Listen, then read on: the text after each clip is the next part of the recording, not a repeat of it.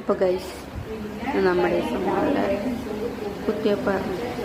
അപ്പോൾ അതെന്തിനാണ് എന്തിനൊക്കെ ചേർത്ത് നിർത്താനുള്ള മെഡിസിൻസാണ് ഇപ്പോൾ തരുന്നത് എന്നതിനൊക്കെ നമുക്കൊരു ബോധമുണ്ടാക്കി തരികയാണ്. അതിനെക്കുറിച്ച് പറഞ്ഞു തരികയാണ്. അപ്പോൾ ഒരു പോളിയോ വായിൽ കൊടുക്കുന്നുണ്ട്, പിന്നെ വേറെ എന്തൊരു കൊടുക്കുന്നുണ്ട്, പിന്നെ വലത്തെ കയ്യിൽ നിന്ന് 2 കാലിലും ഒരു ഇഞ്ചക്ഷൻ. അങ്ങനെയാണ് ഇപ്പോൾ പറഞ്ഞിട്ടുള്ളത്. വലത് സൈഡ് തിരിച്ച് കിടത്താൻ പറഞ്ഞു. അങ്ങനെ കിടത്തി ഞാൻ. എനിക്ക് നല്ല ടെൻഷനും ഉണ്ട്, നല്ല സങ്കടം എല്ലാം ഉണ്ട്. ആദ്യത്തെ വായിൽ പോളിയോ കൊടുക്കുന്നു. അപ്പം തന്നെ ചെറിയൊരു സൗണ്ടൊക്കെ വരുന്നുണ്ട്, കരച്ചലിൻ്റെ തുടക്കം.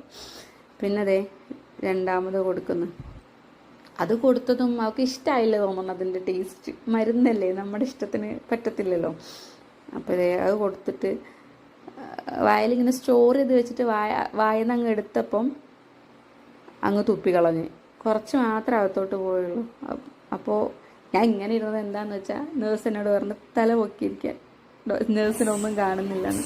അത് കഴിഞ്ഞിട്ട് നമ്മുടെ കുഞ്ഞാണിക്ക് വലത് കയ്യിൽ കുത്തുന്നു. അയ്യോ, ആ കുത്തുന്ന സമയത്ത് കരച്ചിൽ മാത്രമേ ഉണ്ടായുള്ളൂ കേട്ടോ കയ്യിൽ.